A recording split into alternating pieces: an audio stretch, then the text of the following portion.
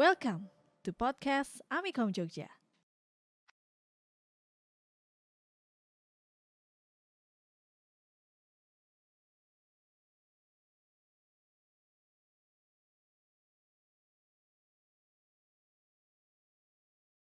Jadi kalau ini kan masa pandemik ini ya Mhm. Pak Anggit, apalagi ini dengar-dengar nih ada gelombang 2 Wih, virus iya. terbaru dan lain sebagainya, kan otomatis jadi kan banyak nih di S itu banyak praktikumnya ya. Mhm. Ya kan, saya juga dulu ngalamin pasti praktek-praktek di lab terus. Nah, kalau sekarang bagaimana gambaran pelaksanaan praktikum semester genap 2021-2022? Wah, ini pertanyaan menarik ini ya. Oke. Saya menjawabnya nanti juga tidak bisa pasti ya, karena apa yang kita lakukan di prodi itu kan mengikuti aturan dari universitas. Nah, universitas pun juga akan mengikuti aturan dari pemerintah. Terakhir dari SK Rektor itu menyampaikan bahwa kuliah pada semester genap itu offline terbatas. Oh, Nah, tetap offline, offline tapi terbatas. terbatas ya. Terbatasnya ini maksudnya jumlahnya atau Jumlahnya gimana? kalau jumlahnya semuanya nanti akan praktikum ya. Jadi Oh nanti gitu. eh, info yang terakhir didapat ini masih digodok juga dari Siap. Pak WR1, Pak Oke. Dekan, Mm-mm. seluruh Kaprodi juga Mm-mm. sedang berpikir ini harus bagaimana, karena kan kita pengennya offline, tetapi ketika regulasi dari pemerintah itu tidak boleh, maka kita Mm-mm. harus berpikir harus bagaimana biar Mm. semuanya itu bisa berjalan dengan baik. Oke. Nah, sementara yang kita bahas, Mm-mm. tapi nanti ini tidak bisa jadi produk hukum ya, karena memang info akan disusulkan Mm-mm. kemudian. Ini cuma bocoran halus gitu ya. Nah, Oke. bocoran halusnya gini. Spoiler lah Ya, ya. spoiler ya, nanti Heeh. akan ada pembagian ya. Heeh. Sebelum UTS yang Ya. praktikum siapa, yang offline siapa, setelah UTS yang offline siapa. Oh Nah, gitu. per prodi itu misalnya Heeh. semester 4 kita offline kan semuanya sebelum UTS. Jadi teman-teman di Jogja itu dari Maret sampai UTS itu apa? Sekitar April atau Mei gitu ya. Oke. April gitu ya. Heeh. April nanti di 2 bulan berada di Jogja. Oke. Kemudian setelah itu semester 4 di online kan, gantian. Setelah UTS nanti semester 2 dan semester 6 nanti offline. Per Nah, prodi. per prodi. Jadi Oh, semua akan oke. dapat giliran ya. Siap, siap. Tetapi nanti kan mengingat ya kasusnya juga meningkat, Ya. kemudian kita lihat situasi ya, Ya. lihat situasi. Jadi biar semuanya itu berjalan dengan baik dan Ya. tidak membahayakan. Intinya di Iya, situ. betul. Dan kita tetap mengusahakan yang pertama kesehatan Betul seluruh sekali. mahasiswa dan juga tentunya seluruh sivitas Amikom Iya. juga gitu ya. Dan praktikum ini kan banyak banget ya, tadi mata kuliah berkonsentrasi pasti juga di apa ya? Seenggaknya kita tuh punya device-nya. Nah, Mm-mm. pada saat praktikum tuh kan kita menggunakan laptop Ya. waktu kuliah online. Kadang ini ada yang tanya nih, Mm-mm. kadang kami dari mahasiswa tidak memiliki fasilitas yang maksimal, Mm-mm. seperti laptop yang kurang support. Bagaimana kebijakan kampus terkait hal tersebut? Padahal kami dari mahasiswa tuh sudah bayar. Ya. Sebenarnya gini teman-teman, kaitan dengan device ya, dari Amikom itu sudah mengusahakan yang paling baik ya, yaitu ada virtual lab waktu itu ya. Oke. Nah, tetapi memang jujur itu terkendala. Terkendala di mana? Terkendala pada bandwidth-nya teman-teman mahasiswa. Oke, ya ya Jadi ya kita ya. memang sudah siapkan seluruh lab itu bisa digunakan. Mm-mm. Tetapi ternyata kendalanya apa? Bandwidth. Ya. Nah, kalau bandwidth ada usahanya lagi dari kampus itu kan, dikasih apa? Kuota gratis. Nah, kan gitu ya. Ya. Tetapi ya itu kan ternyata tidak ideal. Terus idealnya bagaimana? Idealnya adalah teman-teman mahasiswa semuanya mengusahakan punya sendiri. Kenapa? Itu investasi, teman-teman. Jadi laptop, komputer bagi orang IT itu adalah senjata. Betul. Nah, kalau orang perang senjatanya apa? Pedang, Pedang ya. pistol dan seterusnya Mm-mm. gitu ya. Tapi kalau kuliah di bidang IT senjatanya adalah laptop. Sekali beli laptop yang bagus atau komputer yang bagus akan dipakai sampai lulus. Dan nanti Oke. manfaatnya teman-teman bisa eksplor setiap waktu. Mm-mm. Tidak perlu mengandalkan dari kampus gitu ya. Mm-mm. Nah, kaitan wah ini kan sensitif ya. Iya, Saya iya, udah iya. bayar, Pak. Iya, betul gitu ya. Iya. Nah, terus bagaimana waktu itu bayar kok tidak kuliah di offline? Teman-teman lupa kita juga langganan Zoom. Iya. Ya, mengusahakan alat server untuk virtual lab dan lain sebagainya. Itu ya digunakan untuk itu. Oke. Iya, jadi ya bisa dibilang teman-teman mau apa ya membayar itu ya itu juga kita dialokasikan Iya, untuk yang online juga. online juga. Oke. Yang awalnya tidak langganan Zoom. Iya. Nah, langganan Meet gitu ya. Meet itu langganan loh, jangan salah ya. Iya. Kita Google Dan itu nggak murah langganan. juga ya. Iya. Nah, Google berapa tera berapa itu yang dipakai teman-teman itu juga langganan. Oke. Artinya sebenarnya itu untuk biaya pengembangan. Iya. Nah, kira-kira oke. gitulah ya. Jadi harus Siap. saling memahami. Iya, karena Ya. masa seperti ini juga bukan yang kita harapkan dan Betul kita nggak sekali, tahu ya. Kalau dibolehkan itu ya udah offline aja semua. Mm-mm. Nyaman ya. Iya. Dosennya juga nyaman semua, tapi kan aturannya tidak seperti itu. Iya, Gitu betul. ya. Aturannya harus mengikuti yang lebih tinggi lagi dari provinsi mengikuti pemerintah pusat. Iya, Kira-kira dan Amikom juga selalu mengikuti dari pemerintah betul juga. sekali. Ya Ada kan? Satgas Covid-nya loh. Oh iya, nanti kalau di door. kesemprit Iya. nanti. Oke, mungkin ada rekomendasi laptop yang seenggaknya spesifik speknya tuh apa sih yang cukup untuk perkuliahan dari semester 1 sampai skripsi? Ya, kalau saya gitu ya. Nah, ini pengetahuan awam sekarang ya, karena saya tidak terlalu mengikuti perkembangan teknologi di bidang hardware. Core i5 dengan SSD, kemudian RAM-nya minimal 8 udah cukup. Udah cukup. Ini apakah di semester selanjutnya itu adalah praktek dari semester sebelumnya atau ada proyek yang harus dilakukan? Nah, gini. Model konsentrasinya Ya. sebenarnya hasil akhirnya adalah suatu produk. Produk. Ya. Oke. 4 SKS yang pertama itu Ya. basicnya. Teorinya. Ya, teorinya dan praktikumnya ada. Jadi 4 SKS di semester genap ini nanti 2 teori, 2 praktikum. Oke. Nah, kemudian nanti hasilnya adalah suatu produk. Nah, Produk. produk yang belum sempurna. Oke. Nah, ini ya. Oh, masih prototype Masih itu prototipe boleh? boleh. Pokoknya sudah ada bentuknya tapi memang belum jadi itu ya. Oh, Nah, oke, kan oke. itu nggak bisa 1 semester jadi. Iya, iya, iya. Akhirnya apa? Pada semester depan silahkan dilanjutkan itu menjadi produk jadi. Dan bisa diangkat bisa- menjadi skripsi. Betul sekali. Wah. Jadi mau nggak mau di semester 5 kalian udah nyicil skripsi. Iya. Semester 6 tinggal nerusin dan Mm-mm. bisa dijadikan produk untuk skripsi. Betul sekali. Wah, luar biasa. Nah, Jadi selain kalian lulus mata kuliah 8 SKS nih, otomatis ya. Misal di semester 4 nilainya A, di semester 5 nilainya B, B. A juga misal. Iya. Ya kan, walaupun masih prototype. Mm-mm. Nah, itu bisa dijadikan untuk skripsi. Wow. Tinggal bikin laporannya, ajukan judul skripsi, pendadaran. Wah, Jadi sebenarnya gini tuh. 3,5 tahun bisa ya? Bisa sekali. Bisa banget Bisa ya, banget. Pak. Karena sebenarnya ini namanya tugas proyek gitu ya. Di Iya, semester iya, iya. depan nanti teman-teman akan menempuh namanya tugas proyek fintech, tugas proyek kreatif multimedia, Oh, tugas gitu. proyek e-commerce. Itu Siap. adalah mempersiapkan produk yang siap skripsi. Jadi kita paksa teman-teman untuk mengerjakan skripsi lebih awal. Berarti individu dong, Pak? Individu kalau bisa.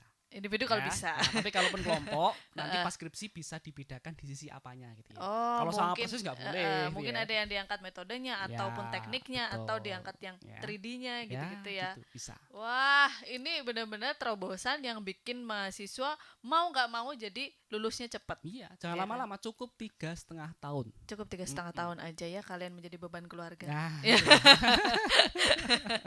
Pokoknya harus move on dari Amikom. Kalau masih pengen pengen kuliah lagi, S2. S2 di Amikom. Iya. Nanti Masih- S2 lulus, kita buat S3. S3, gitu iya. ya. Tenang aja. Nah, Amikom menyediakan tempat untuk tenang belajar aja. terus-menerus ya.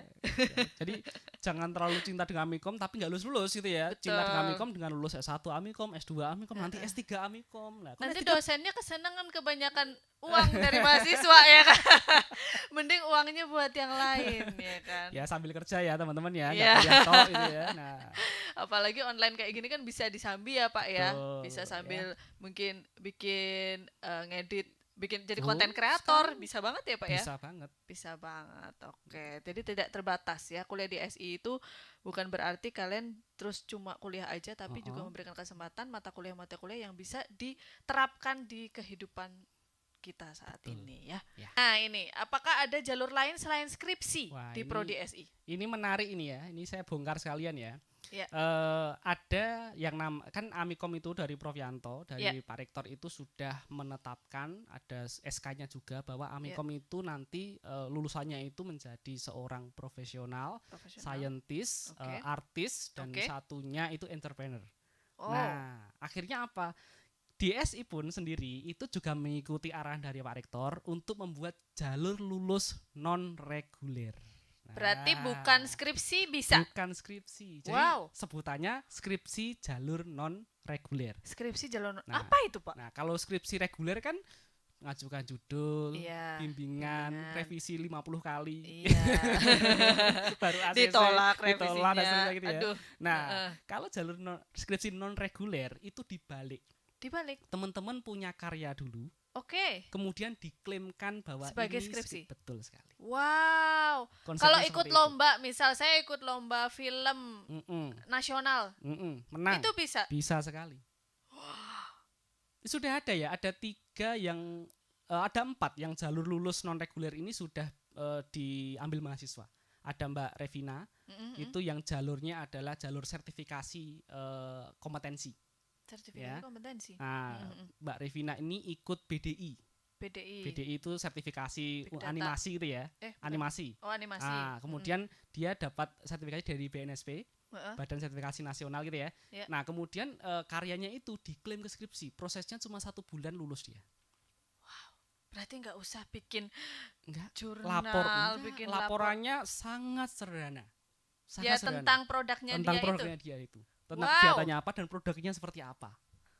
Jadi pengen kuliah lagi. Ada satu lagi namanya Mas Ridwan. Ya. Mas Ridwan itu dia jalurnya artis. Jalur artis. Dia itu sudah kerja di suatu produk PH ya, di Oke. suatu PH. Kemudian setelah itu dia sebagai apa saya lupa gitu ya. Kemudian produknya itu diklaim ke jalur non reguler. Lulus juga. Produknya apa? Produknya apa ya? Nanti Bu Asti yang Oh, ingat lupa. ya. Nanti dibantu ya. Atau Saya agak lupa artis ya. itu bukan harus kita sendiri yang jadi artisnya? Enggak.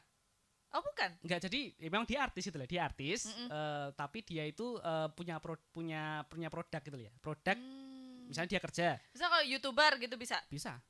Tetapi kita lihat dulu, enggak semua YouTuber ya. Kita Oh, lihat gitu. kontennya.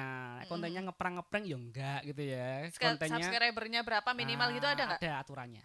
Nah, Oh, aturannya ada. Nanti dijelasin juga. Ya, nanti ada buku panduannya kok. Oh, Sudah diupload di oke. webnya Prodi. Oke.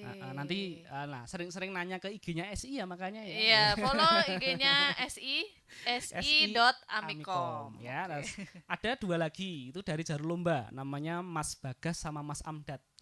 Juara 1 nasional. Lomba apa, Pak? Lomba data mining. Oh, Nah. harus yang berhubungan dengan SI atau kalau di luar itu boleh nggak? Yang penting IT sih. Kalau lomba tata boga ya enggak ya. Maksudnya kita SI ya enggak gitu banget gitu ya. Tata Masa boga. lomba tata boga juara 1 internasional ya enggak juga gitu. Oh gitu. Ya, Tetap ada hubungannya sama SI ya. Jadi kalau nanti lombanya ada yang misalnya di luar SI, di luar IT gitu ya, IT secara umum ya, Ya. itu bisa nggak disangkut pautkan dengan IT-nya? Kalau gaming, Bisa. oh, gaming bisa. Tapi produk ya. Dia bikin game. Atlet e-sport Itu belum dibahas. belum dibahas. Karena nanti kalau semua bisa repot gitu ya. Prodinya yang gini. Yang gini gitu ya. Nanti kalau ditanya CPL-nya apa? Wah, ini saya nih. Wah. Nanti pas akreditasi, waduh gitu. Asesor ngomong ini kok bisa lulus ini CPL-nya bagaimana? Oh iya ya. Nah, kan, makanya kita sesuaikan dengan CPL-nya. Ya, Oke. CPL itu capaian lulusan capaian pembelajaran lulusan.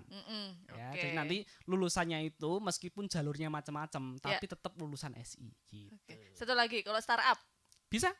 bisa banget. Bisa banget. Oke. Ada aturannya, bisa. Jadi buat kalian semua yang mungkin lagi rebahan sekarang nih ya, jadi terpacu untuk membuat karya, siapa tahu ini juga bisa jadi skripsi kalian, Bu. Jadi portofolio juga. Pokoknya ini tuh berkesinambungan juga baik untuk kedepannya juga ya, Pak ya. Betul sekali. Semuanya tuh berkesinambungan ya, gitu. Terus ini ada pertanyaan dari Instagram si.amikom. Ada dari Kak @vermesa _s_. Dia nanya, milih mata kuliah konsentrasi itu gimana? Satu per satu per mata kuliah atau udah jadi satu paket atau rebutan? Ya. Yang jelas tidak rebutan. Oh, tidak rebutan. Tidak rebutan. Ya. Semuanya ada kuotanya gitu, Semuanya Kak? ada kuotanya, tapi kita coba untuk mengakomodasi seluruh passion dari mahasiswa SI. Oh, jadi misal kalau yang kreatif multimedia 100, Mm-mm, yang fintech 50, mm-mm. bisa? Bisa. Oh, jadi kalau dulu kan saya juga pernah Mm-mm, mengalami nih ya, mm-mm. mengalami rebutan mata Ya, kuliah konsentrasi dulu uh-uh. sampai KRS-nya tuh down, Ya, ya kan? betul. Sistemnya tuh down karena Uh-uh, mau uh-uh. ngambil broadcasting televisi tuh Susah ya. susah, ya kan? Kelasnya tuh cuma 2, tapi yang mau ikut tuh banyak gitu ya. Uh-uh. Kalau sekarang lebih ke Kita coba lihat dulu coba selama dulu. ya, tapi kita buka kok. Selama ini beberapa kali tidak pernah ada masalah. Jadi semuanya bisa terakomodasi.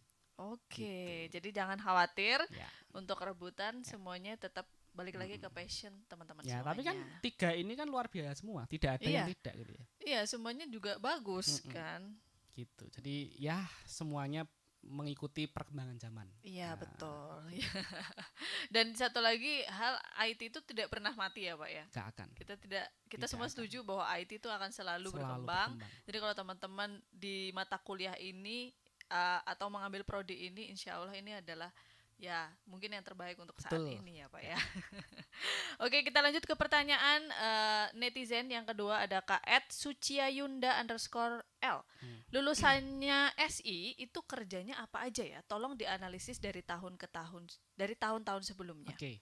Kalau melihat dari track recordnya di teman-teman SI itu lebih banyak, satu itu konten kreator, Oke. kemudian yang kedua itu programmer, Oke. dan yang ketiga itu IT support.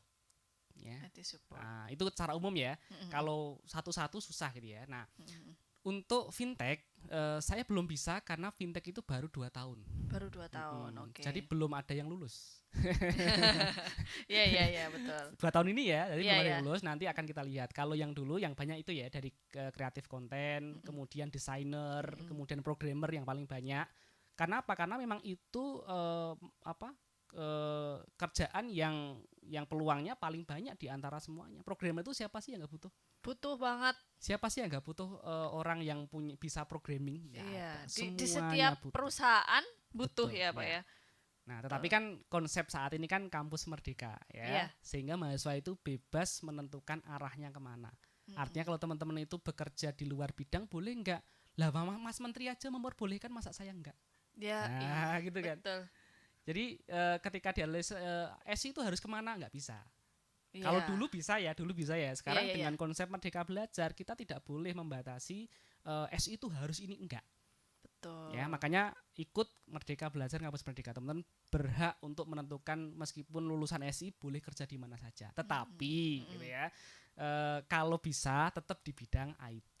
Ya. Kalau Kenapa? sekarang nggak ada yang namanya salah jurusan Nggak ya. ada. Karena kita juga Semuanya bisa belajar dari mata kuliah prodi lain, bahkan Betul. bisa. Iya. Iya. Ada yang kemarin itu agak unik gitu ya. Kenapa? MBKM itu pertukaran pelajar. Ya. Yang lainnya itu ngambilnya tetap berkaitan dengan SI gitu ya. Iya. Ada satu mahasiswa yang, Pak, saya ingin mengambil pengantar museologi. Wow. Bingung saya gitu ya. Loh, ini apa Mas ini? Iya. Orang Apa itu? SI pengen ngerti museum tentang museum loh, ini Iya. apa? Nah, akhirnya dia menjelaskan. Ternyata dulu itu dia pengen banget memahami itu. Mumpung ini oke. boleh nggak Pak? Boleh, tapi nanti mungkin konversinya kita atur ya gitu ya. Nah, Iya. saya belum tahu nanti kemana gitu ya. Terus Iya. yang, Pak, ini saya tidak butuh konversi, yang penting saya diizinkan. Ya sudah, jalan. Iya, Wah. karena Jadi ini passion semangat. orang masing-masing ya Pak ya. Iya. Mungkin dia memang suka dengan Betul. sejarah dan lain sebagainya. Gitu ya. Mungkin bisa dikembangkan bikin aplikasinya Nah. menggunakan pemrograman SI juga. Ini saya jadi inget kita ini alumni yang kapal selam. Iya. Mas Faiz. Mas ya. Faiz. Itu kan Halo, Mas Faiz.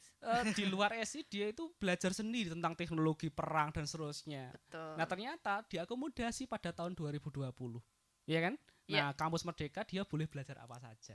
Wah, Gitu. iya. Ya, itu selain perkembangan teknologi, perkembangan kurikulum, bahkan perkembangan menterinya juga Iya, berpengaruh terhadap iya, pendidikan di Indonesia ya. Betul sekali. Kalau sekarang kan menterinya fleksibel nih, Fleksibel. kita boleh menentukan dan boleh merdeka, ya, semerdeka itu ya. Luar ya biasa. selama tidak keluar dari rel saja sih, tetap ada Iya. aturannya, cuma kan lebih bebas daripada yang dulu gitu. Oke, intinya lulusan SI bisa kerja apa aja Mhm. dan tidak terbatas, borderless dan Iya. bisa belajar banyak hal juga di Betul. SI, nggak melulu itu aja Ya. ya Pak ya. Oke, pertanyaan netizen berikutnya dari @ffnk_ny. Tips memilih konsentrasi gimana? Mungkin ini masih bingung nih antara tiga ini. Jadi nanti setelah mendengarkan penjelasan dari 3 dosen, Oke. ya, nanti Mbak siapa namanya? Mas ya? ffnk_ny. Mbak ya? Kayaknya cewek sih kayaknya ya. Iya. Mbak FFNK gitu ya. Iya. Itu nanti setelah mendengarkan penjelasan dosen, kalau masih bingung japri saya. Oh gitu. Nomornya ada di bawah ini. Namanya di bawah ini. Iya. Atau ke email ya, nanti saya balas Iya, ya. iya. Nah, gitu Karena aja. dosen juga sebagai wali Iya, mahasiswa ya. betul. Oke. Ya ini kan saya kan sebagai bapaknya teman-teman, ya, Betul. bapaknya bapak gitu ya. Ya. Bapaknya di kampus ya, menerima konsultasi apa-apa. Betul Kalau sekali. curhat boleh. Boleh, tapi ya jangan yang baper-baper ya. Saya bukan psikolog ya. Nanti saya jadi ikutan baper soalnya nanti Repot nanti takutnya. saya. Oke, kita lanjut ke pertanyaan netizen berikutnya dari @andprsty. Emang ini rata-rata nggak ada huruf vokalnya, jadi Iya. saya nggak tahu bacanya gimana ya. Dari Kak PRSTY. Beda bahasa pemrograman e-commerce dan fintech itu Oke, apa? sedikit saya bahas, tapi nanti detailnya ke dosen ya. Siap. Nanti Pak dosennya nanti diem aja kalau saya bahas semua. Jadi kalau e-commerce itu arahnya ke web programming, kalau financial teknologi itu arahnya ke Android mobile ya. Oh, gitu. Android development ya. Jadi nanti lebih kepada Android. Meskipun sebenarnya fintech itu tidak cuma Android. Iya. Nah, tapi betul. saat ini memang fokusnya ke sana. Iya. Ya, biar nanti keluar itu jago programming web dan jago programming Android. Wah. Nah, gitu. Ini ilmu yang zaman sekarang banget nih. Iya, Iya, bener-bener betul yang dibutuhin banyak banget Mm-mm. loh. Apalagi sekarang tuh ada bahkan ada survei yang membuktikan bahwa pekerjaan-pekerjaan yang saat ini paling banyak dicari perusahaan ya antara lainnya adalah orang-orang yang bisa pemrograman dan lain sebagainya, itu di tahun ini sangat increase, sangat naik gitu ya. Dah, permintaan pasar juga banyak. Nah, lulusan Amikom ini dinanti-nanti sama banyak perusahaan nih. Jadi teman-teman tetap semangat kuliahnya dan juga dimaksimalkan. Mm-mm. Jangan anggap tugas kuliah itu untuk beban ya Pak. Ya, Justru betul. ini mah jadi portofolio ya betul kan. sekali. Dan bisa untuk menunjang skill dan juga menunjang pekerjaan besok Ya. kalian ya. Tambahan mungkin ya, karena teman-teman masih kuliah itu memungkinkan bisa bekerja. Betul. Ya, di kurikulum saat ini itu kan yang penting dari kami ya, semester 1 sampai semester 5 itu gimana caranya teman-teman menguasai semua skill yang ada di SI. Kemudian semester 5 ke sana ya 1 sampai 4 ya. Itu 5 ke sana teman-teman dibebaskan ikut Merdeka Belajar. Nah, di Merdeka Belajar itu bisa kerja, magang bisa dan seterusnya banget. itu ya. Nah, kalau teman-teman sudah kerja, nanti lulusmu lebih gampang. Kenapa? Kan ada jalur skripsi non-reguler. Itu tadi. Nah, itu loh. Benar-benar berbeda banget dari Iya. zaman dulu ya. Kalau kita dulu kuliah ya kalau mau lulus skripsi jawabannya cuman itu. Tapi kalau sekarang benar-benar pintunya banyak banget jalurnya selain skripsi ya. Pokoknya jangan tutup mata, di Amikom itu sangat fleksibel dan sangat menghargai passion dari mahasiswa.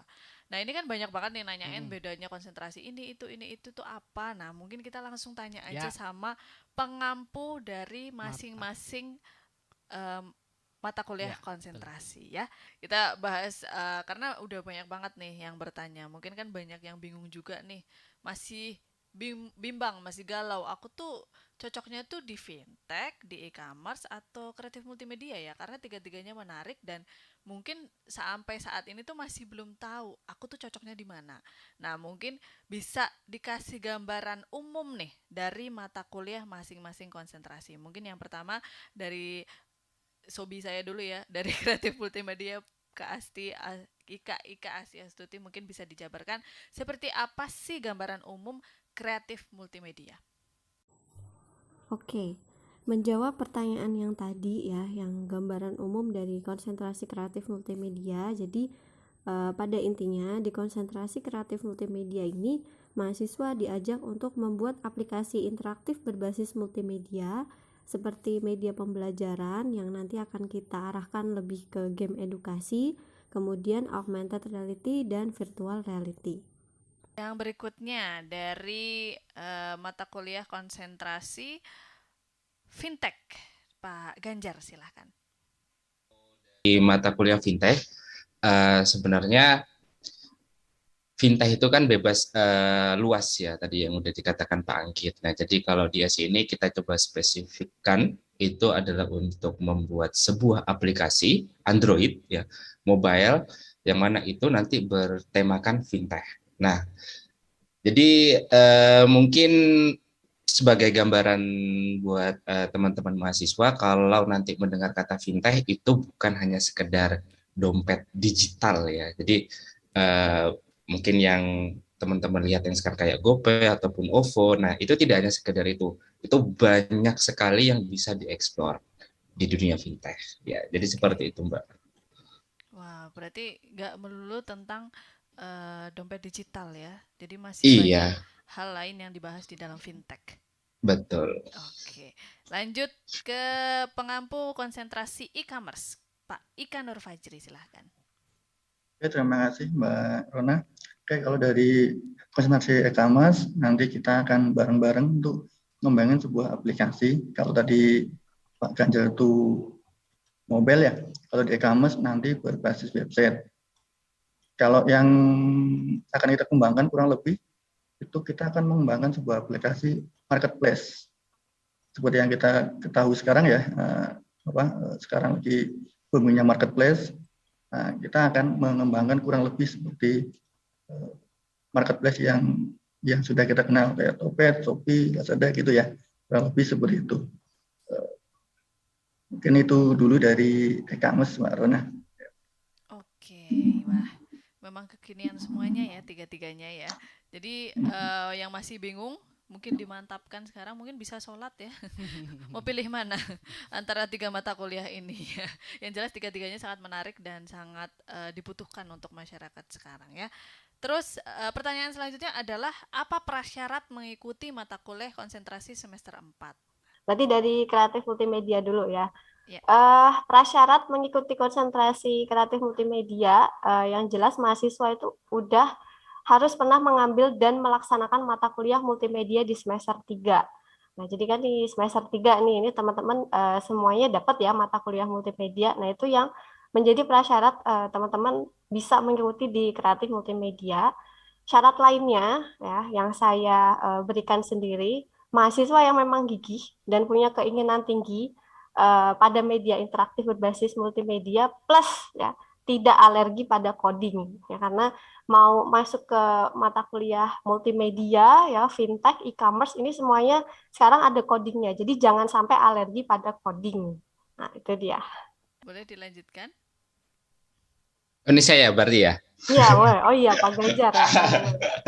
Oke, kalau untuk fintech sih Mbak itu harus sudah mengambil dan melakukan mata kuliah akuntansi lanjut. Nah, sama seperti mata kuliah yang tadi, dari saya sendiri juga ada mungkin ada gambaran ya atau ada syarat juga, itu adalah teman-teman mungkin sudah memahami yang namanya konsep OOP, Object Oriented Programming. Entah itu sudah didapatkan di mata kuliah sebelumnya, kalau di SI itu ada yang namanya bahasa pemrograman 1, bahasa pemrograman 2, ataupun teman-teman sudah memahaminya di luar mata kuliah. Nah, itu sangat penting bagi teman-teman untuk mungkin bisa memahami lebih banyak di situ. Tapi kalau teman-teman nanti belum memahami OP, tenang aja, di situ nanti juga akan saya bantu untuk memahami gambaran umum bagaimana sih object oriented programming itu. Itu Mbak dari fintech. Oke, dilanjut di e-commerce. Oke, kalau dari e-commerce, kalau prasyarat yang secara langsung itu PWL, mata kuliah PWL pemrograman web lanjut, dan ke belakang lagi adalah PPW, pengenalan pemrograman web. Dan yang mata kuliah yang mendukung lainnya itu basis data ya, basis data, database, dan mata kuliah rumpun pemrograman, karena nanti kita akan mengembangkan sebuah sistem otomatis kita akan modding ya. Dan yang tidak kalah penting juga yaitu niat yang kuat ya untuk benar-benar fokus serius untuk mempelajari mata kuliah ini. Jadi nanti biar harapannya apa yang kita capai bisa, apa yang kita tuju bisa tercapai. Itu Mbak Rona. Oke, jangan lupa niat dan semangatnya ya untuk menghempu 3 mata kuliah ini ya. Terus selanjutnya adalah apa saja yang akan dipelajari dari masing-masing konsentrasi. Bisa mulai dari kreatif multimedia dulu, silahkan. Oke, yang akan dipelajari tadi udah sedikitnya dijabarkan sama Pak Anggit ya. Tadi ada augmented reality dan virtual reality. Jadi memang di sistem informasi karena mahasiswanya dari awal juga udah ada sedikit basic codingnya, kita mau coba arahkan mereka untuk bisa memanfaatkan coding itu ya. Pada sekarang juga lagi musimnya ya kan ke arah ke virtual reality, makanya di sini ada augmented reality dan virtual reality. Selain itu nanti juga ada tentang media pembelajaran ya yang tadi kita arahkan ke game edukasi. Jadi kalau zaman dulu orang mikir media pembelajaran itu adalah kayak sebatas tampilan ya, biasanya kalau dulu menggunakan Adobe Flash gitu ya, tapi sekarang udah nggak terlalu zamannya gitu ya pakai Adobe Flash. Jadi di media pembelajaran ini kita arahkan ke sebuah game edukasi, mulai dari nanti tahapan perancangan sampai implementasi pada software ya, karena tadi bobot SKS-nya kan ada 2 SKS teori dan 2 SKS praktikum. Jadi di praktikum mahasiswa akan full kita ajak untuk bikin gimana sih cara ngodiknya ya, membuat sebuah game edukasi yang simple, membuat sebuah augmented reality, virtual reality. Kemudian nanti di tahapan atau di kelas teorinya mahasiswa akan diajarkan bagaimana cara merancang dokumentasi untuk membuat produk tersebut gitu. Oke, jadi itu ya bedanya ya. Untuk softwarenya, aplikasinya berarti udah beda ya dari yang dulu. Ya, udah beda banget ya. Kalau dulu Kalau itu edit video sekarang boleh pakai InShot gitu, boleh nggak? kalau edit video di kreatif multimedia kayaknya nggak ada edit video sekarang. Oh, nggak ada. Nggak ada. Kalaupun sebenarnya yang di tahun kemarin itu kita ada video interaktif. Nah, membuat sebuah video interaktif itu bisa kalau untuk pengambilannya monggo sih ya, mau pakai apapun. Tapi untuk membuat video ini menjadi interaktif, ini ada aplikasinya namanya Camtasia. Tapi kalau sekarang ini nanti kita bahas ada di pertanyaan selanjutnya mungkin ya untuk kaitannya dengan software. Oh gitu. Jadi Jadi bisa beda kalau sekarang. cuma punya handphone nih, bikin videonya pakai handphone gitu, boleh nggak? Kalau ngambil video pakai handphone boleh ya, karena ini di mata kuliah multimedia yang di semester ini kan mereka juga ada final project ya, membuat iklan, membuat video klip, itu mereka pakai HP pun nggak masalah. Tapi untuk masuk ke konsentrasi kreatif multimedia yang mana konsentrasi ini dia lebih tinggi tingkatannya dibanding multimedia itu sendiri, video ini bukan sebagai main atau utamanya yang dibahas, tapi lebih sebagai ke pendukung. Jadi kayak misalkan di game edukasi, ini kita juga bisa nih embedding video gitu. Terus di augmented reality, virtual reality, kan nggak semuanya 3D object misalkan ya, di augmented reality terutama. Augmented reality kita bisa embed objek selain 3D. Video juga boleh. Nah, pembuatan videonya gimana? Pakai HP boleh? Boleh, silahkan. Jadi bukan sebagai mainnya, tapi sebagai pendukungnya gitu. Oke. Jadi yang mau ngambil multimedia karena mau menghindari pemrograman itu salah ya? Salah. Salah. Justru di kreatif multimedia pakai program juga ini ya kan? Iya, bahkan nanti untuk kita bisa munculin video itu, kita bisa munculin apapun itu ya, kita harus ada skripnya pastinya kan? Iya. Gitu. Iya, dulu pakai Adobe Flash aja udah agak pusing gitu ya. Pokoknya harus niat itu tadi. Kalau kita udah niat, udah suka, itu pasti akan gampang ya ngejalaninnya. Apalagi yang mengampu Kak Asti gitu. Waduh, iya. Waduh, dosen favorit gitu ya. Bisa hancur semua ya.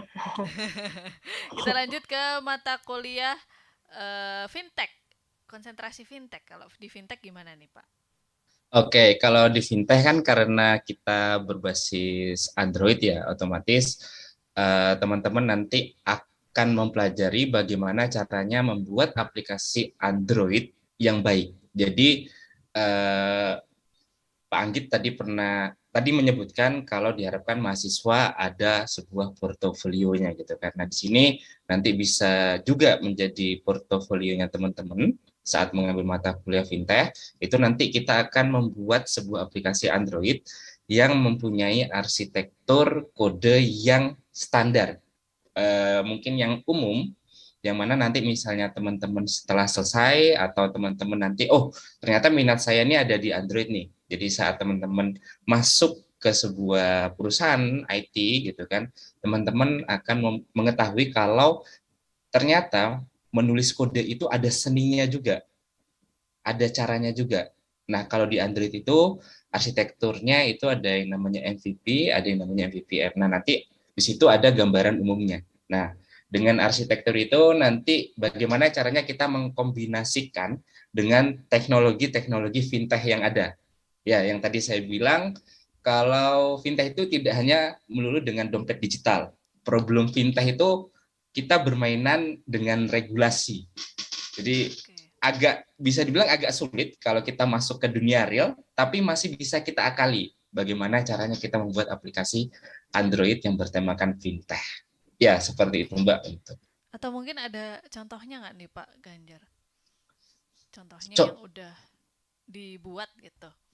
Oke, kalau contohnya yang udah dibuat misalnya, nah, jadi kalau teman-teman mahasiswa ini mungkin jangan terlalu fokus dengan kecanggihan, dengan fitur atau dengan apapun. Fokuslah dengan sebuah problem, yang mana problem itu nanti kita carikan solusi. Problem itu bisa aja problem yang kecil. Contohnya kemarin kalau di semester yang lalu itu ada, dia membuat aplikasi namanya Jimpitin ya, kalau nggak salah ya. Jimpitin. Jadi apa itu, Bang? Jimpitin itu gini, Mbak. Modelnya kita melakukan iuran, tapi khusus untuk sebuah kelompok, yang mana itu nanti kita bisa iuran sampah, bisa iuran arisan, bisa iuran apa. Metode yang dilakukan itu masih manual, verifikasinya manual. Karena di situ ada keterbatasan yang namanya regulasi. Itu kalau dari kita itu tidak apa-apa, karena kalau kita ingin menerapkannya benar-benar, itu bisa ada sebuah teknologi yang bisa kita pakai. Bagaimana sih caranya kita membayar ini kalau dengan GoPay, dengan OVO? Nah, itu bisa. Nah, itu nanti yang teman-teman bisa pelajari di tahap selanjutnya. Oh, siap ya. Jadi sekarang arisan bisa langsung transfer aja ya? Iya, Mbak, betul. Tapi kan arisan itu asiknya kalau kumpul-kumpulnya, Pak. Kumpulnya mungkin sambil Zoom ya, gitu ya. Iya, sambil Zoom, pakai Zoom ya kumpulnya sekarang ya. Oh ya, kemarin juga ada kalau nggak salah itu dia membuat sudah bekerja kalau nggak salah ya untuk denda pajak, denda ketilang motor. Oke. Jadi dia waktu itu kita diskusi ya di kelas, bagaimana sih Pak ini caranya kalau orang ingin bayar denda tapi semuanya melalui transfer. Jadi saat ini yang terjadi realnya, mahasiswa ini kan sudah bekerja di sebuah kejaksaan atau apa gitu ya, di Sleman atau di Jogja, saya lupa. Jadi di situ tuh masih manual. Semuanya masih manual. Jadi uangnya dikumpulkan, bawa ke bank, disetor. Nah, di situ kita diskusi bagaimana caranya semua itu dapat dilakukan cashless. Nah, tapi waktu itu dia karena waktu itu mata kuliah setelah fintech sih, jadi dia membuatnya dengan teknologi web. Ya. Oke, wah menarik ini ya. Ternyata ya itu tadi fintech itu bisa membantu kita apapun dari zaman sekarang kan apa-apa sudah cashless dan lain sebagainya ya. Memang ini seperti ini keadaan kita sekarang. Jadi mata kuliah fintech ini saya rasa sangat sangat menarik, sangat menjanjikan juga untuk yang ingin lebih belajar lagi tentang fintech ya. Terus kalau dari e-commerce, silakan Pak Ika Nur Fajri. Oke, terima kasih Mbak Rona. Oke, kalau di e-commerce kita nanti mulai dari perancangan ya, mulai dari perancangan, terus nanti implementasi sampai webnya itu online ya, jadi nanti diupload di web hosting ya. Oke, nanti untuk bahasanya nanti kita akan menggunakan frameworknya yang kita pakai adalah CI ya, CI, terus nanti pakai Python MVC. Oke, jadi nanti mulai dari merancang sampai aplikasi itu benar-benar online, kurang lebih aplikasinya itu seperti Topet, Shopee, jadi marketplace kayak gitu. Oh, oke. Sampai ke desainnya juga nggak, Pak? Kalau desain kita kalau desain kita pakai ini aja, marketplace yang udah jadi kan, mereka kan sudah pernah dapat mata kuliah PPW.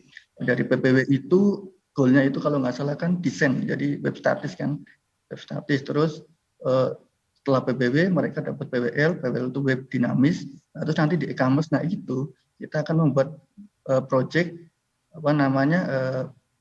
berdasarkan dari mata kuliah PPW dan PWL-nya. Jadi dari dua mata kuliah itu kita buat project menjadi satu project yaitu marketplace kayak gitu.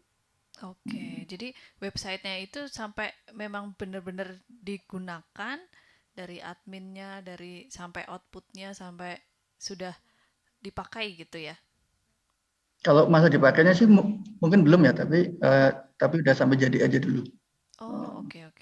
Jadi yang penting, tapi memang halaman domainnya kita sendiri ya? Kalau domainnya saya bebaskan aja sih, mau pakai yang free silahkan, mau pakai yang berbayar silahkan. Boleh silahkan, yang penting pasti akses, nggak down aja gitu ya.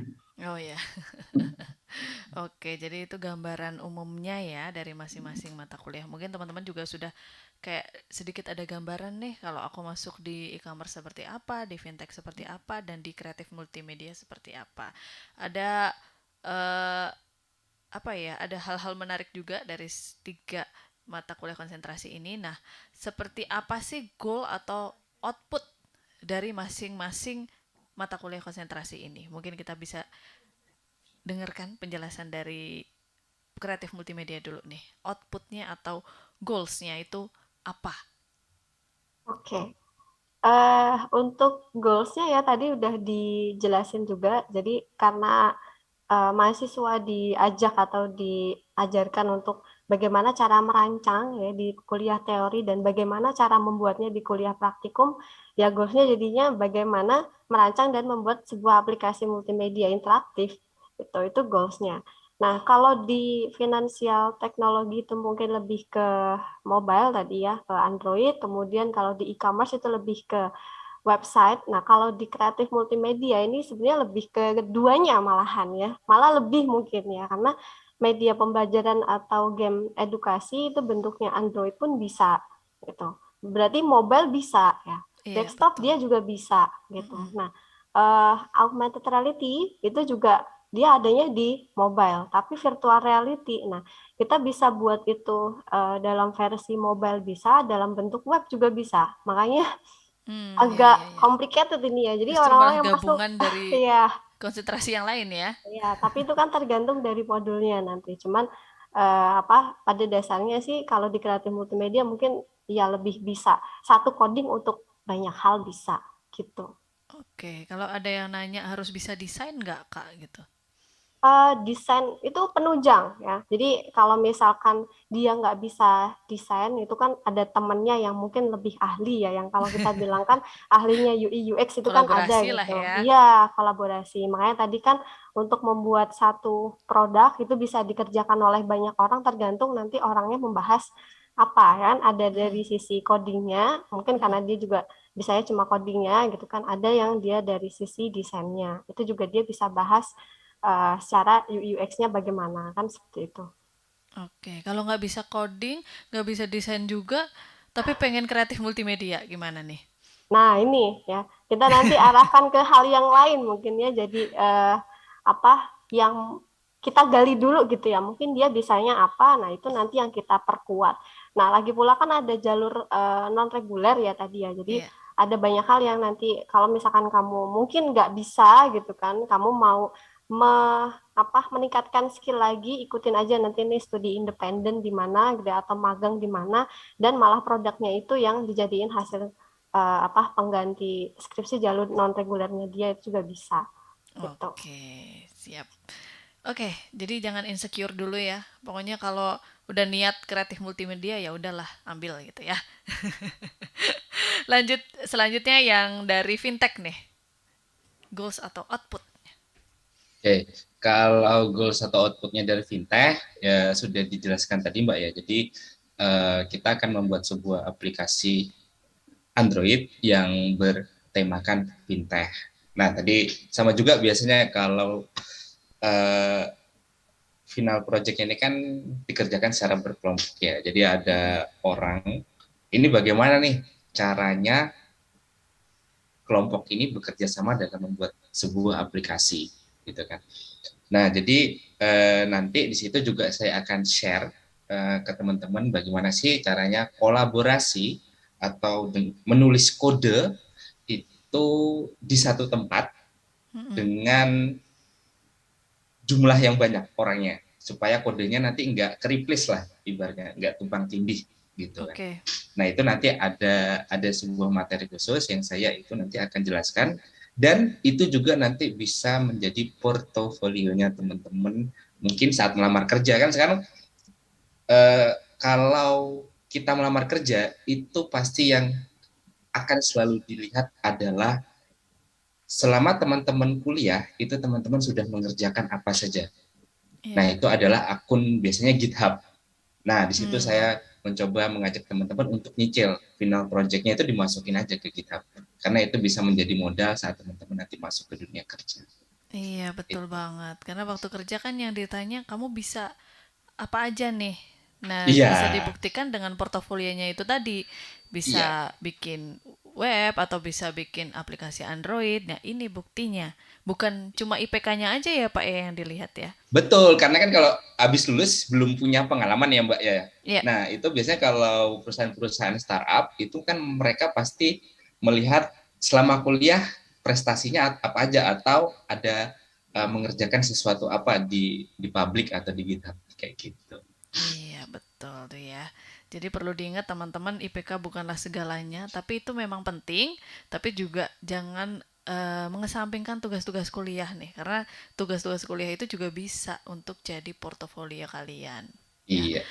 Selanjutnya untuk mata kuliah pengampu konsentrasi e-commerce. Oke, terima kasih Mbak Rona. Kalau dari e-commerce yang tadi saya sampaikan, kita akan mengembangkan ya goalnya berarti marketplace berbasis website ya. Oke, tapi nanti dari final project teman-teman mahasiswa kita bareng-bareng untuk membuat sebuah aplikasi yang masih dalam cakupan e-commerce gitu ya. Oke, dan beberapa dari produk tersebut itu sudah diikutkan di ajang perlombaan itu mulai dari tahun 2018. Kebetulan saya udah megang mata kuliah udah cukup lama. Oke, dari beberapa proyek yang sudah dikerjakan yaitu dari final project ada yang masuk nominasi dan beberapa menang di Amekta 2018 kalau nggak salah. Itu dulu nama aplikasinya Move On, itu juara 1. Terus ada yang namanya Gosok, terus ada yang namanya Nebeng Bayar, ada yang nama aplikasinya itu Jeglong, ada yang namanya Singgah, terus Silala, Klik Panti, dan Jimpitan. Itu beberapa aplikasi dari final project e-commerce yang sudah masuk ke nominasi dan menang di Amekta 2018 sampai 2000 berapa saya lupa itu. Kalau yang terakhir itu paling kemarin masuk di GKM itu sistem pemesanan kafe kalau nggak salah, sama sistem rumah sakit kalau nggak salah kemarin itu. Terus jadi goalnya apa? Dari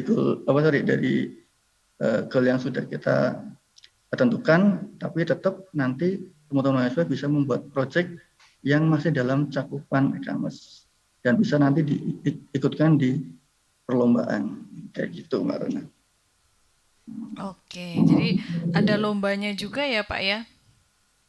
Kalau lomba kita nanti ini apa namanya sambil nyari info, mungkin pas lagi Amikta atau mungkin nanti di kampus lain atau mungkin nanti yang skalanya nasional. Jadi nanti kalau untuk lomba kita ikut aja sih. Oke, jadi selain bikin tugas kuliah, bisa jadi portofolio, bisa ikut lomba. Kalau lombanya menang, bisa jadi skripsi. Udah, ini pokoknya jalurnya tuh udah enak banget sebenarnya kalau kita ngikutin secara sungguh-sungguh ya kuliah di SI itu. Ternyata jalurnya banyak banget, fleksibel dan tidak terkekang hanya belajar itu aja. Kita juga bisa belajar yang lain. Pokoknya ya. Ini is up to you ya teman-teman semuanya. Kalau pengen cepat ya bisa cepat, tapi kalau mau pengen lama-lama di Amikom juga bisa. Semuanya kembali ke teman-teman semuanya ya. Nah itu tadi sepertinya udah menjawab dari goals tentang masing-masing mata kuliah, seperti apa gambarannya. Terus juga tadi nyerempet-rempet final project juga udah kebayang seperti apa. Jadi boleh kelompok, boleh asal bisa berkolaborasi dan nanti hasil akhirnya ketika mau deskripsikan bisa dibedakan mungkin ya dari pemilihan judulnya dan lain sebagainya. Nah, kita lanjut lagi nih, ternyata masih banyak banget pertanyaannya seputar mata kuliah konsentrasi. Ada yang bertanya toolsnya tuh apa aja yang digunakan untuk membuat project. Sama mungkin dibahas juga nih, tadi kan ada yang nanya spesifikasi laptop nih ya. Kan masing-masing mata kuliah konsentrasi pasti beda nih ya, yang kreatif multimedia ataupun e-commerce maupun yang fintech. Nah mungkin bisa dibahas dari masing-masing konsentrasi seperti apa toolsnya yang digunakan untuk membuat final project dan juga spek laptopnya nih ya, biar makin dari sekarang tuh udah siap-siap gitu. Silahkan dari kreatif multimedia dulu. Oke. Wah ini berat ya kalau ngomongin masalah hardware ya. Karena saya juga bukan yang sama kayak Pak Anggit, nggak terlalu mengikuti begitu ya tentang hardware, cuma sedikitnya tahu gitu. Yang tadi disebutkan Pak Anggit di awal itu sudah cukup oke, udah cukup benar gitu ya. Yang kalau sekarang itu ya minimal yang RAM-nya 8 GB. 8 GB itu minimal ya. Tapi kalau misalnya jadi kalau misalnya nanti teman-teman ada yang niatannya membuat produk yang lebih ya besar, kayak intinya banyak renderingnya, ya mending dilebihin gitu ya kalau bisa ya. Kemudian sekarang SSD itu paling penting juga. Jadi karena kita mainannya grafis gitu ya, itu lumayan bikin cepet juga. Tapi kalau SSD-nya berapa gitu, yang penting pakai SSD aja dulu ya. Jadi nggak usah yang muluk-muluk dulu ya. Gitu ya. Nah, seperti itu. Kemudian dari apalagi tadi ya, hard disk bukan apa tools. Oh ya, tools. Kalau toolsnya jadinya agak berbeda dengan tahun sebelumnya ya. Kalau tahun sebelumnya di konsentrasi kreatif multimedia ini jujur karena ada banyak ada 3 hal gitu yang kita buat, 3 atau malah 4 hal ya di tahun kemarin. Jadi kita tuh kemarin di video interaktif kita pakai YouTube ya. YouTube juga bisa ya dibuat video interaktif. Ada penambahannya kayak card di belakang gitu ya. Kemudian kita juga bisa bikin interaktif dari fitur-fitur yang ada di YouTube.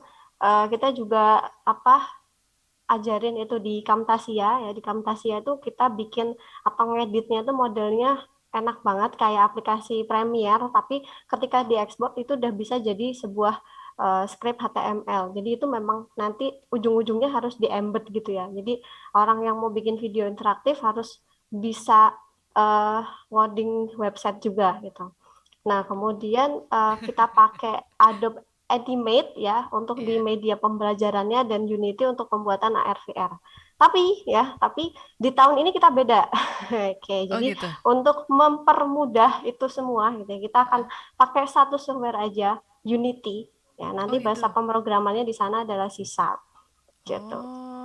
Jadi kita pakai satu itu untuk semua tadi yang saya bilangin, ya mobile bisa, ya nanti desktop bisa, ya mau ke iOS juga bisa. Jadi semuanya itu tuh bisa dilakukan tergantung dari modulnya nanti yang di download ya yang dipakai gitu ya, dan yang mau diarahkannya kemana si produknya gitu. Oke, jadi sekarang pakai Unity ya? Ya. Oke. Dari kampus ini menyediakan untuk downloadnya? Kalau Unity ini dia open source ya. Jadi open. ya, jadi kita nggak perlu yang apa ya harus berbayar gimana. Bahkan kalau misalkan mahasiswa dia punya tadi ya, Pak Ganjar udah singgung sedikit tentang GitHub gitu, kayak gitu-gitu. Bahkan ada yang sampai dia nyediain free license-nya gitu loh, buat yang dia student, buat yang dia itu Unity dia bisa. Oke. Tinggal masukin email mahasiswa gitu bisa. Biasanya kayak gitu. Oke. Jadi nggak perlu langganan ya? Enggak. Iya. Kalau desainnya gitu harus original gitu atau boleh pakai APK kayak Canva gitu boleh nggak? Desain buat yang apa nih maksudnya? Misal dia ngambil karakternya gitu, ngambil dari FreePic gitu, boleh? Oke. Kalau di mata kuliah ini karena masih range-nya mata kuliah ya. Yeah. Kita mau kalian mau ngambil source dari mana-mana itu nggak apa-apa, karena itu tadi bahasanya itu sebagai pendukung. Karena itu sebagai pendukung gitu ya. Jadi kalau misalkan kita nih mau bikin game edukasi ya, cuman yang simple aja puzzle ya, dari sini terus geser ke sini, sini geser ke sini. Gambarnya dari mana? Masuk gambar dulu, kelamaan kan mereka udah dapet bagaimana cara menggambarnya di komputer grafis gitu ya. Nah, tinggal aja pakai project dari komputer grafis yang zaman dulu boleh ya, download dari FreePic misalkan ya. Boleh juga mau download dari mana-mana. Yang penting adalah mereka bisa paham logika dari si codingnya itu tadi. Bagaimana cara membuat game edukasi. Kan codingnya gimana ya biar interaktifnya orang bisa klik sini, kemudian kalau ditempelin ke sini berarti itu udah benar gitu. Contohnya seperti itu. Okay. Ya, jadi yang lebih diutamakan adalah sisi codingnya tetap. Multimedia tapi ngoding ya kan. Pusing ya kan. Bahkan website juga harus bisa, Android juga harus bisa. Wah, ini memang tantangan anak zaman sekarang ya. Tapi bisa lah pasti ya. Kita lanjut ke mata kuliah konsentrasi fintech nih. Kalau dari fintech toolsnya apa aja nih, sama misal laptopnya harus MacBook gitu atau enggak gitu ya. Silakan. Ya, kalau di fintech itu kita akan menggunakan Android Studio ya. Jadi mungkin kalau teman-teman nanti di sini sudah berminat gitu kan. Jadi supaya nanti biasanya itu ada jebakan. Kalau downloadnya sekian gitu kan. Tapi setelah kita selesai install itu nanti download lagi. Oh gitu. Nah, jadi gambarannya persiapkan kuota. Oke. Kuota yang di awal saja biasanya yang besar gitu kan. Itu karena dia nanti akan mendownload library yang dibutuhkan nanti saat menjalankan si Android Studio. Jadi mungkin bisa nyari kafe atau apa gitu kan untuk download. Atau di kampus boleh nggak download doang? Oh boleh, mungkin lebih kenceng. Nah terus untuk laptop atau komputernya ya, jadi sama minimal untuk RAM-nya lebih baik 8 GB. Untuk hard disk-nya itu ya mungkin bisa SSD itu lebih baik. Kalau mungkin tidak bisa SSD masih yang lama itu masih bisa, asal RAM-nya 8 GB dan prosesornya itu Core i5 itu udah oke, tapi kalau Core i3 itu juga masih kurang lah, tapi masih bisa. Gitu. Kalau ngerjainnya di perpus Amikom boleh nggak? Boleh sekali. Di PC-nya perpus Amikom. Oh, di PC-nya perpus Amikom. Nah, itu mungkin bisa ditanyakan ya, Mbak ya. Ditanyain dulu perpus buka atau enggak ya? Buka ya atau tidak. Iya. Oke, mungkin kan ada yang desperate banget ngerjain di kampus, boleh nggak sih gitu pakai PC-nya? Iya. Biasanya teman-teman mahasiswa itu pas presentasi itu kan karena kita juga video call, mereka juga share screen gitu kan, harus buka Android Studio, terus harus mendemokan gitu kan. Ya, di situ saya akhirnya memberikan kebijakan udah tidak usah buka Android Studio, buka aja website GitHub-nya, jelaskan di situ tulisan kodenya, terus atau tidak langsung share screen HP-nya aja. Di situ langsung ngedemo. Jadi itu untuk menghemat resource mungkin bandwidth yang ada di laptopnya. Oke, Gitu. jadi ada Jadi jalan masih bisa lain. kita akalin. Iya, betul-betul. Dan seperti Pak Anggit tadi bilang juga laptop itu adalah investasi teman-teman ya. Mungkin Nah, kalau itu saya setuju banget dengan Pak Anggit. iya, Setuju banget. Itu bisa dipakai mungkin 5-10 tahun. Bahkan laptop saya ini dari 2014. Laptop 2014 sampai sekarang 2022 saya masih bisa memakai untuk bekerja. oke. Mungkin bisa nabung dari sekarang atau Iya. kalau enggak ya mungkin bisa ditunjukkan video ini ke orang tua kalian ya. Dan beserta proposalnya kenapa harus pilih Core i5 dan lain sebagainya ya. Mungkin kalau sekarang range-nya 5 jutaan gitu bisa dapat atau kurang dari itu. Mungkin kayaknya bisa sih, Mbak. 5 jutaan kayaknya udah bisa ya Pak ya, Core Iya, i5 5 ya. juta ke atas itu udah bisa dapat seperti itu. Oke ya, ditabung dulu yang biasanya bernongkrong nongki-nongki di coffee shop ya. Siapa tahu bisa buat beli upgrade laptop ya. Selanjutnya kalau dari e-commerce nih, ya kalau e-commerce mungkin ada bedanya atau sama nih sama konsentrasi yang lain. Kalau dari hardware mereka itu yang paling apa ya, yang paling nggak begitu berat ya, karena kan kita codingnya udah jadi nggak begitu berat. Apa Oke. namanya i3 dari bisa.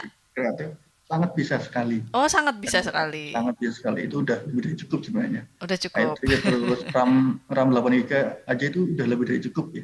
Udah Bukan lebih dari itu, cukup. Oke. Oke. Kalau HP aja, HP aja susah ya. oh HP susah ya. Kalau iPad bisa nggak? iPad, oke mungkin bisa ya, tapi belum, saya nggak pernah pakai. Belum ini Oke, ya. heeh. Kalau bisa laptop Kalau aja. kalau dari tool sebenarnya, kalau tool itu kalau mereka udah pernah ngambil PWL tuh sama toolnya. Toolsnya sama dengan mata kuliah PWK. Nah, PWL. PWL. Nah, jadi kalau tool bisa dipastikan sudah ada, ya kan? Kalau udah Apa aja pernah tuh Pak? ngambil PWL. Untuk kode editor nanti bisa pakai VS Code boleh, terus Sublime boleh, Notepad++ boleh, silakan yang paling nyaman dipakai aja sih. Itu nggak ada batasan sih. Terus nanti pakai PHP, terus untuk DB-nya SQL. Oke. Terus nanti itu ada di paket exam atau WEM atau klaim, silakan aja yang paling yang sudah dipakai aja. Terus dan yang pasti sudah ada juga itu browser mau pakai Chrome silakan, Mozilla silakan aja. Jadi kalau untuk tool bisa dipastikan sudah ada karena mereka semua tiga udah ngambil PWL. Oke, gitu. iya, basically pasti udah download juga ya, udah terinstall di laptop masing-masing. Apalagi di mata kuliah sebelumnya udah diajarin dan pakai aplikasi itu, otomatis di e-commerce sudah tidak ada kendala ya, insya Allah. Siap. Oke, jadi itu tadi gambarannya seperti apa kalau mengambil dari masing-masing mata kuliah konsentrasi tersebut.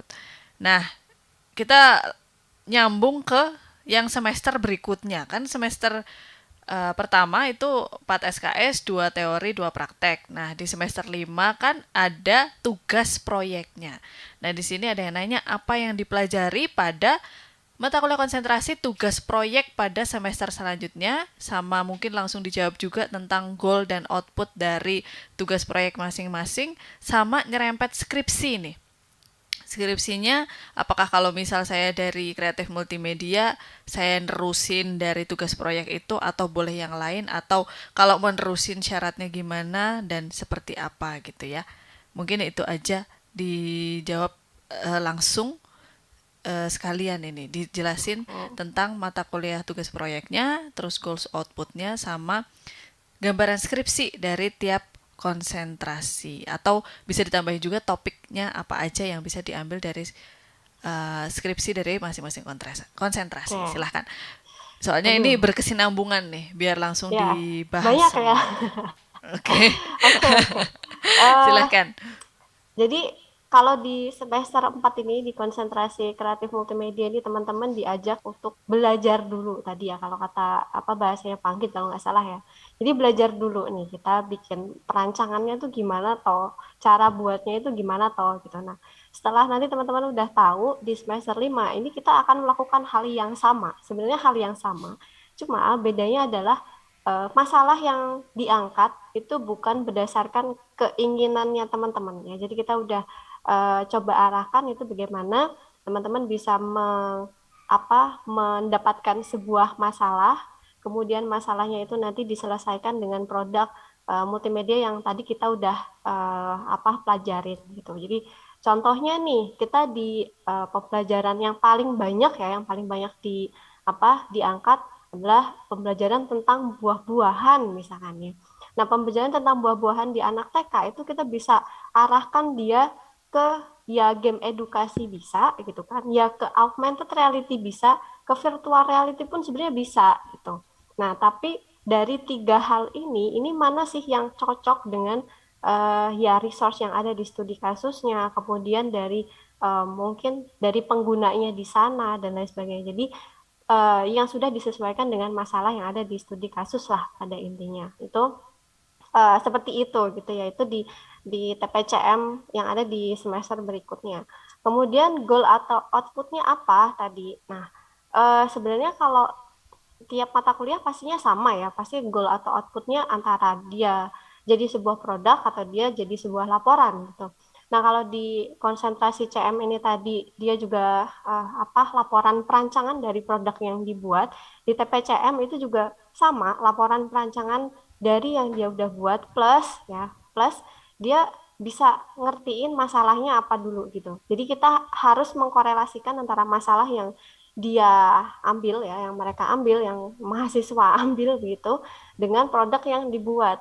Gitu. Nah, dari masalah dan kebutuhan yang ada di sana ini udah sesuai belum sih gitu. Dan bahkan kita juga akan kasih sedikit gitu ya, sedikit gambarannya bagaimana cara produk ini nanti akan dievaluasi gitu.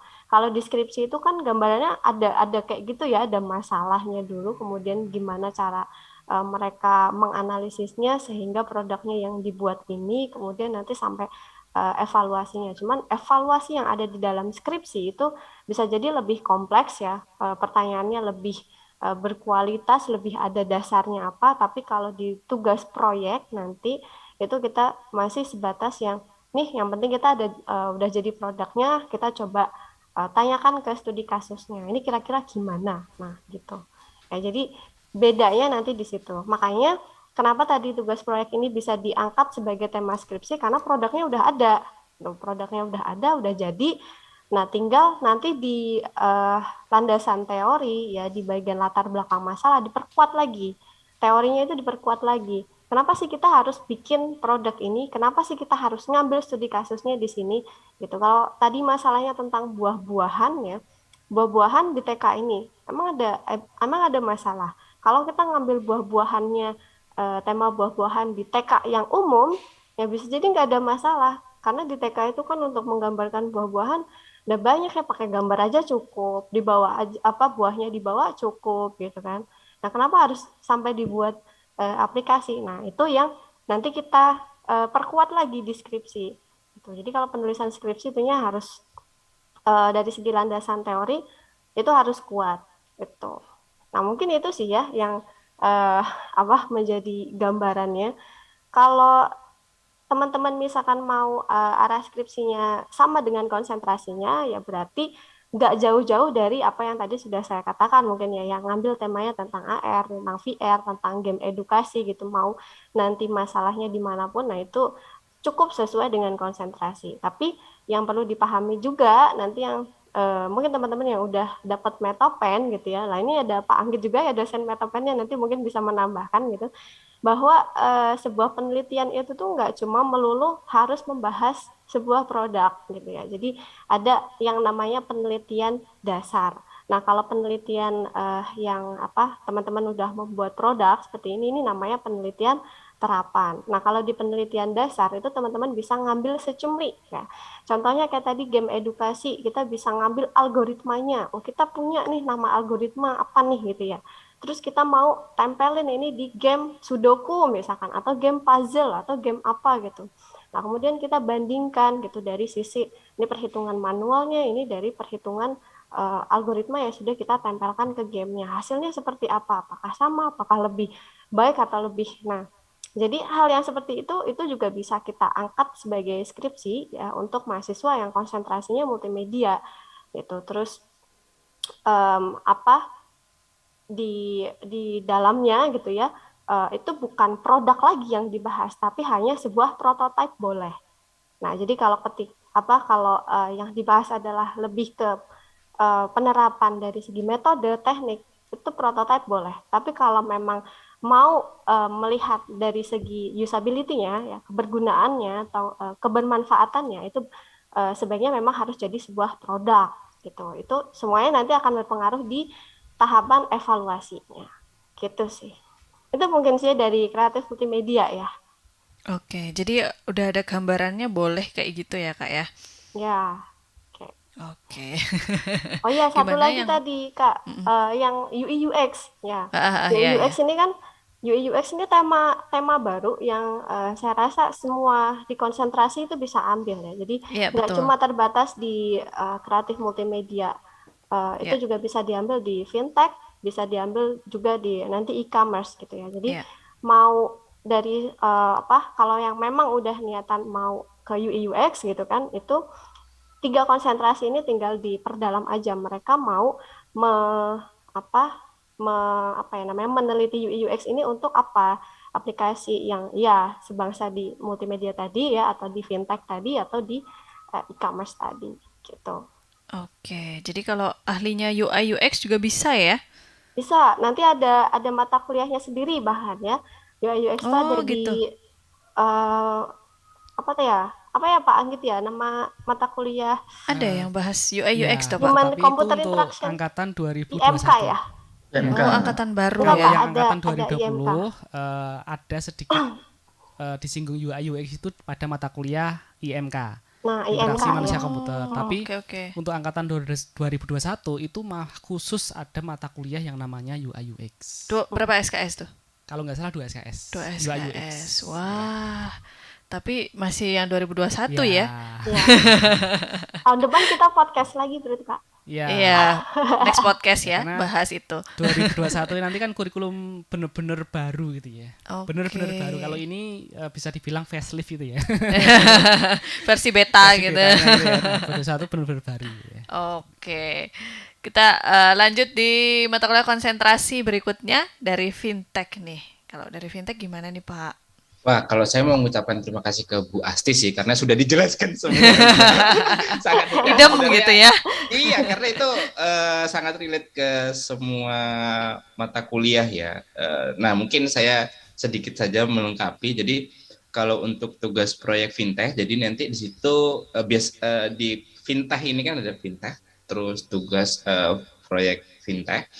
Nah, kalau di fintech, nanti teman-teman mahasiswa di situ akan membuat sebuah produk yang mana outputnya ada aplikasi Android. Nah, tapi nanti kalau sudah masuk ke tugas proyek, di situ nanti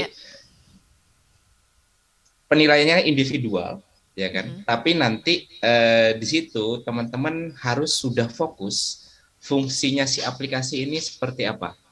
Jadi, ternyata problemnya ini adalah A, terus kita kasih solusinya A. Nah, jadi kalau kita membuat sebuah aplikasi, kita harus tahu siapa yang kita incar, siapa yang kita targetkan, terus nanti kalau berbicara fintech nanti pelayanan kita gimana dengan produknya kita, terus kita mendapatkan dana ini di mana. Ini semi-semi untuk membuat startup sebenarnya iya, ya. Kayak semi-semi bikin startup ya ini. Jadi kita harus sudah mikirin, ini kalau kita bikin aplikasi ini nanti pemasukannya gimana, dari mana, terus pengeluarannya. Jadi ada istilahnya namanya BMC ya, BMC Business Model Canvas. Ya di situ nanti kita BMC. bikin ya BMC. Jadi nanti kita di situ bikin juga kalau untuk aplikasi ini BMC-nya apa. Nah, jadi teman-teman nanti bisa lebih tahu, ternyata begini toh untuk membuat aplikasi. Tidak hanya tidak hanya nulis codingnya aja.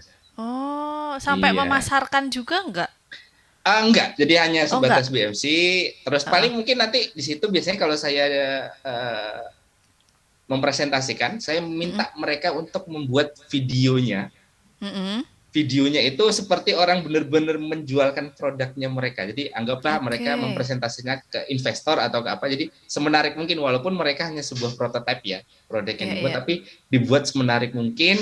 Di situ dijelaskan problemnya apa, solusinya apa. Nah, itu sudah menjadi penilaian lebih dari saya. Wah, Ya karena oke sama oke. kayak tadi Pak Anggit bilang ya, 1 semester 1 tahun kalau kita membuat aplikasi dengan Mm-mm. Android fintech, ya itu bisa dibilang mungkin sangat sulit Ya, gitu. Iya. ya betul betul. Wah, ini malah saya jadi tertarik ikut pengen kelasnya Pak Ganjar nih. Besok di-share link Zoom-nya ya Pak, saya mau ikutan. Boleh, boleh, boleh, Pengen boleh. belajar fintech karena ini menarik banget sih. Saya di S2 juga belajar fintech juga. Bahkan dari ngurusin neraca keuangannya juga Ya, sampai ya itu BMC Business Model Canvas-nya ya juga. bikin-bikin. Tapi hanya Tapi menurut saya itu sebatas menarik banget sih. tipis-tipis. Iya, luar biasa. Ini kayak mata kuliah S2 ini. Nah, terus topiknya juga kayak gitu. Biasanya teman-teman pas awal masuk itu teman-teman mahasiswa, Pak ini bikin aplikasi pinjol ya. Ya, Itu benar-benar konsepnya benar. mereka fintech itu pasti pinjol. Iya, Iya, salah padahal satunya lebih pinjol. luas. Lebih Iya. luas. Jadi saya tanya, teman-teman tahu kita bisa? Kita Iya, iya. bisa.com tahu. Ah, ah, ah. Itu fintech atau bukan? Nah, gitu kan. Ah, itu fintech itu. Kata bilang. Iya, Kita iya, bisa iya. itu fintech. Itu mereka tipenya itu adalah crowdfunding. Jadi mereka bagaimana caranya mengumpulkan dana. Nah, proses mengumpulkan dana itu adalah sebuah teknologi fintech juga. Iya, betul betul. Iya, terus ada bilang, wah Pak, ini berarti harus kripto ya kita pelajari. Tidak hanya kripto saja, kripto teman-teman, kripto itu kan hanya kecil ya Iya, ibaratnya. iya, betul. Ada yang namanya di blockchain. Nah, di blockchain Iya. itu teman-teman nanti bisa bikin apa lagi? Apalagi yang booming sekarang modelnya NFT. NFT Iya. menggunakan metode blockchain. Ya itu Iya. Sistem kontraknya gimana? Itu agak sulit kalau kita mau masuk ke dunia blockchain karena kalau berbicara fintech itu adalah regulasi lagi. Oke, Iya, siap gitu. siap. Nah, itu Ini mungkin mata kuliah gambarannya yang ya. menarik sih. Ini konsentrasi yang seksi banget kalau bisa dibilang untuk tahun-tahun ini tuh. Ya, beneran. Oke, kita lanjut ke mata kuliah konsentrasi selanjutnya yaitu dari e-commerce. Ya, silahkan. Terima kasih Mbak Rona. Ya tadi saya juga setuju dengan Pak Ganjar ya. Terima kasih buat Bu Asti ya. Sudah menjelaskan detail juga. Karena itu juga apa namanya berkaitan dengan e-commerce ya. Kalau dari e-commerce itu juga kurang lebih sama ya. Nanti kita teman-teman diminta untuk mengajukan sebuah tema dan itu mandiri ya, karena nanti nanti mengarahnya ke skripsi dan skripsi itu kan juga mandiri kan. Jadi biar dari awal udah merasakan mengembangkan aplikasi dengan mandiri kan. Nah, untuk goalnya itu nanti ada laporan, jadi nggak cuma produk ya, nggak cuma produk tapi juga laporan mulai dari perancangan sampai nanti sedikit evaluasi dari aplikasi yang sudah dikembangkan. Oke, meskipun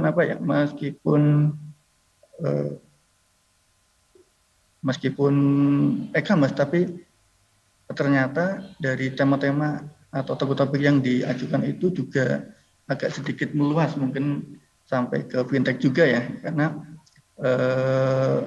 seperti yang sudah masuk tema-temanya itu kadang ada yang bikin kemarin tuh yang lumayan keren tuh bikin rekomendasi seperti yang tadi Pak Anggit sampaikan ya, dia e-commerce tapi ada sedikit tambahan AI ya. Nah itu kemarin malah sudah ada yang bikin Pak Anggit ya. Jadi itu sebuah sistem rekomendasi produk. Nah itu kemarin ada yang bikin seperti itu. Oke, juga ada yang kalau dari e-commerce ya dari e-commerce itu cakupannya jualan, nanti ada pemesanan, terus sewa dan sebagainya ya. Tapi nanti kalau untuk yang dilombakan seperti yang tadi saya sampaikan, mereka bisa membuat sesuatu yang unik-unik gitu. Oke, dari tadi ada mapping bayar tuh ya, cuman itu modifikasi dari ojol itu ya. Oke, itu lumayan unik, itu bisa bisa digunakan untuk project. Terus tadi ada move on dengan move on mungkin kalau yang kita ketahui itu apa ya Mbak Rene, kalau move on tuh Mbak. Ya, move on itu ternyata sebuah aplikasi untuk mencari call. pick up sorry. Mungkin kita sering lihat di pinggir jalan kan ya, jasa angkut itu kan ya, jasa angkut kan. Nah, terus Move itu aplikasi untuk mencari jasa angkut, dan itu digunakan untuk final project-nya. Oke, mungkin itu dari e-commerce, Mbak Rona. Oke, jadi semuanya udah terjawab nih ya. Luar biasa pembahasan kita nih. Ini kalau mau dikupas lebih banyak lagi bisa ya teman-teman, nanti bisa hubungi nomor di bawah ini yang tertera. Silakan menghubungi dosen masing-masing. Tapi saya rasa nih udah jelas banget sih dari tadi dijelaskan tentang masing-masing mata kuliah konsentrasi ini, dan tentu saja ini balik lagi ke teman-teman semuanya, mau pilih yang mana itu terserah, monggo, karena tiga-tiganya sangat bagus, sangat kekinian dan sangat dibutuhkan oleh untuk masyarakat sekarang nih ya. Nah, kita kembali lagi nih, terima kasih Kak Asti, Pak Ganjar dan juga Pak Ika Nurfarji yang sudah menjelaskan dari masing-masing pengampu nih di setiap konsentrasinya. Nah, kita kembali lagi nih ke Pak Kaprodi, gimana nih Pak? Ketika tadi kan sudah banyak banget yang bertanya, dan tentu saja mereka sekarang di waktu akan menentukan, istilahnya ini kayak baru langkah awal sebelum kita sampai skripsi sampai selesai. Mungkin ada nasihat atau wejangan atau good quotes gitu ya untuk mahasiswa yang sekarang masih bingung untuk memproyeksikan masa depannya masing-masing gitu. Oke, ini pertanyaan yang susah sebenarnya ya. Pertanyaannya gampang tapi jawabannya susah karena itu mewakili seluruh mahasiswa Mikom. Iya, betul. Seluruh mahasiswa Prodi SI ya. Nah, jadi gini, ketika memilih konsentrasi, yang pertama adalah teman-teman pastikan teman-teman senang pada bidang tersebut.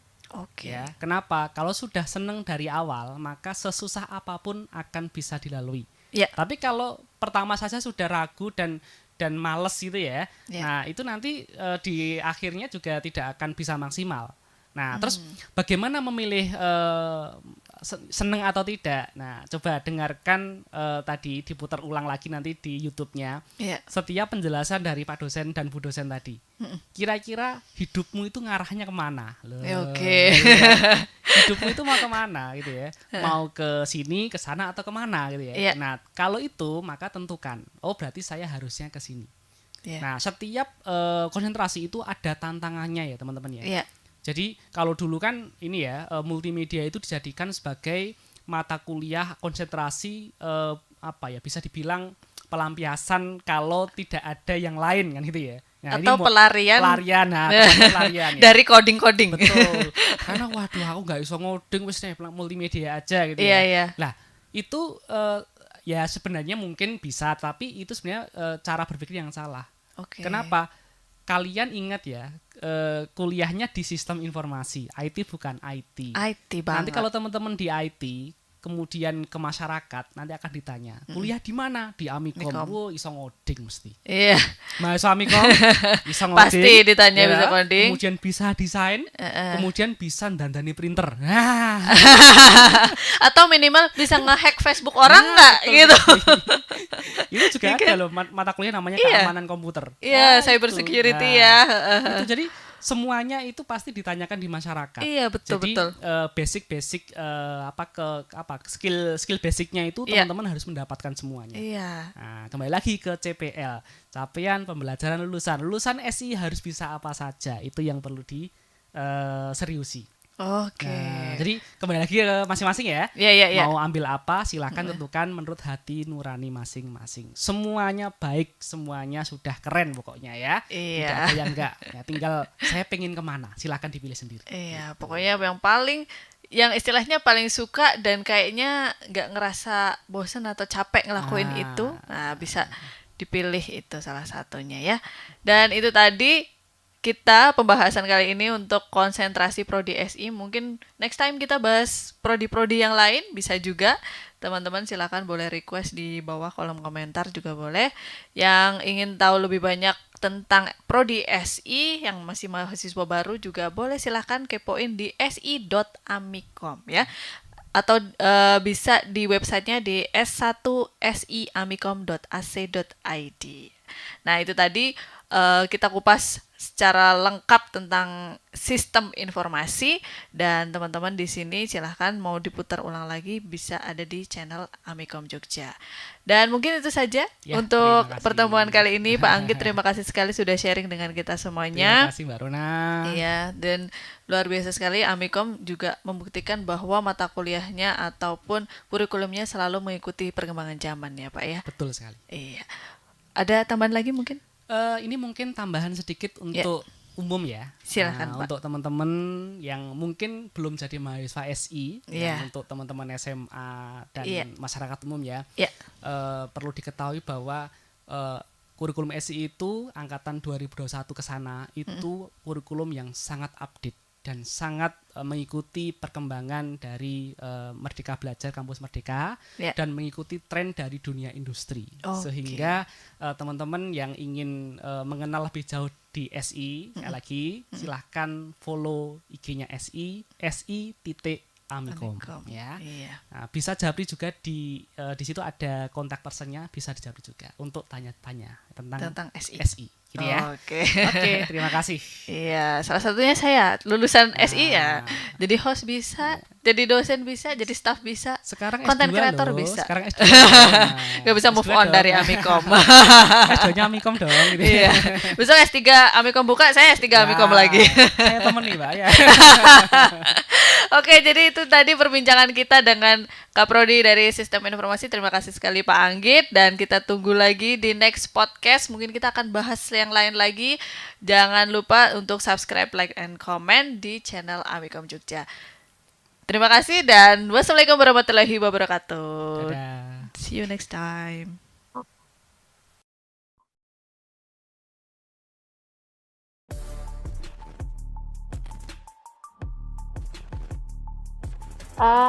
Rona, Welcome to podcast Amikom Jogja.